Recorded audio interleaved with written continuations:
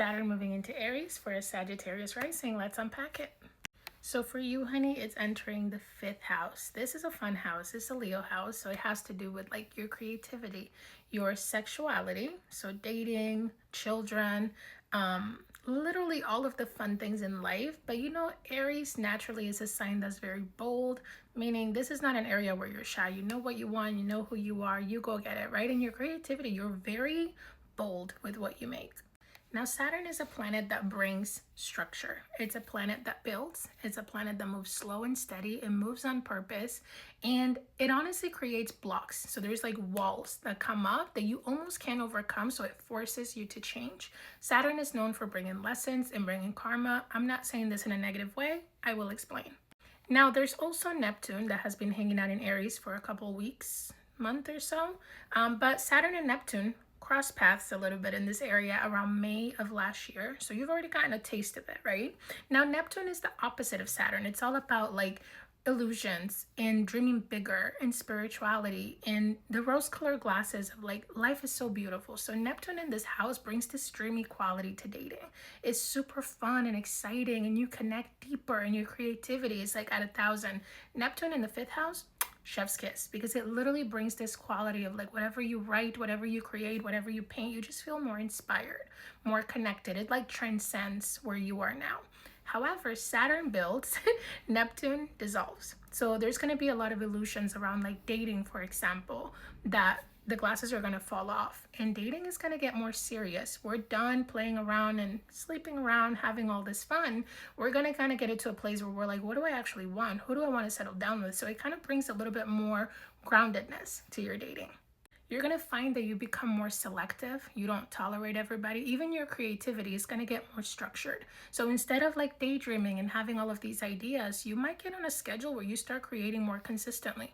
You might become more disciplined around it. You might actually build something because you know the beauty about creativity is when you're able to tap into it, you can like your potential is limited. Unlimited, that's the word I'm looking for.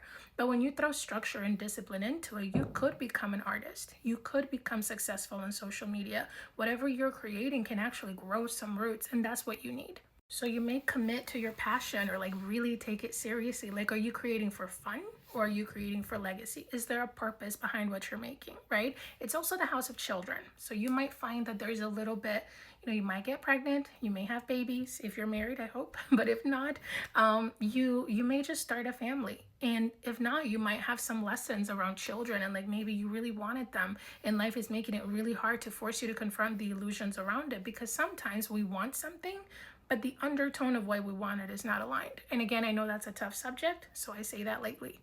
So it's like your inner child is going to get disciplined, is going to get some structured, even if parenthood, maybe you're going to have issues around being a parent or how you parent. So again, these are themes. This is not me saying this is going to happen. It's just this is what lives in this house, and Saturn is going to force you to kind of take a look at it for real. Neptune is going to take away all of the illusions around it, and you're just going to be very practical. This is great when it comes to parenting because you're going to be more structured, more organized, less stressed, less overwhelmed in your creativity because you'll actually accomplish something in your dating and sensuality, let's call it that so I don't get banned, because you're going to get more discerning. You're not going to waste your time with all these losers. You're going to really invest time and energy to the things that are actually building a future for you. So the energy is giving is this is a fun house, but the way to master your joy is to build containment around it, because if you just let it be unbound, it can just go everywhere all the time, but you never actually land. Saturn is going to force you to land. Now, Neptune is in this house for about 13 years, so get comfortable with the creativity piece. However, Saturn is going to be here for about 2.5 years. So now it's settled direct. It's going to be making an exact conjunction here in the next few days. I think Wednesday or Thursday, don't quote me on that. That's when you're going to feel the peak of these two coming together, especially at 0 degrees. So it's a big new beginning.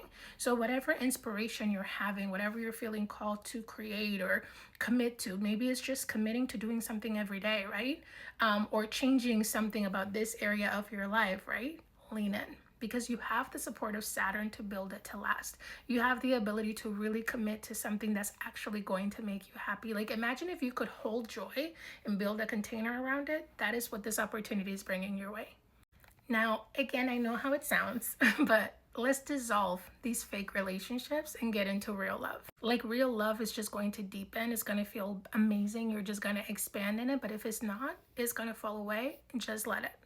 Your validation is not going to come from people. It's not going to come from, the critics. It's going to be like, how do you feel about what you're creating? Does it actually make you happy? Is it building it towards something that would actually fill you up? Like, is this your legacy? Your validation will just come from within now.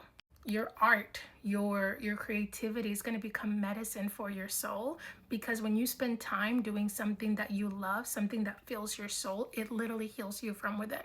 Your inspiration is going to come in waves. That's just the nature of inspiration. But Saturn is going to make you commit to being inspired every day. So you just get to live that way. Meaning, show up anyways. Even if you're not inspired, just show up. You're going to find that over time, inspiration is created. It's not something that you just tap into once in a blue moon. Your taste in life and love is going to change, but also that's good. It's time to grow up. The way I see it, even though I know it sounds a little harsh, this season can make you a masterpiece, because this is the house where things are created. So you could literally be molded anew if you just allow it to happen. I'll be honest, you may mourn that version of you in the past that was all like dreamlike and playful and impulsive and doing the thing, but you're going to be so grateful when you become the embodied version of that.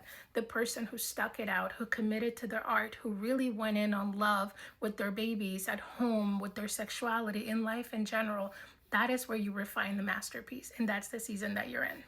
Now, if you want to go deeper into astrology, or if you've ever wanted to learn, like, how do you get this information? What does it mean? I'm actually going to be hosting classes both online and in person if you're local in Atlanta, where I'm going to go through all of these topics. So the planets, the signs, the houses, the transits, what does it mean? So if you're interested, comment me right here. If not, just let me know how this is landing. You should already be feeling some of these themes since last year.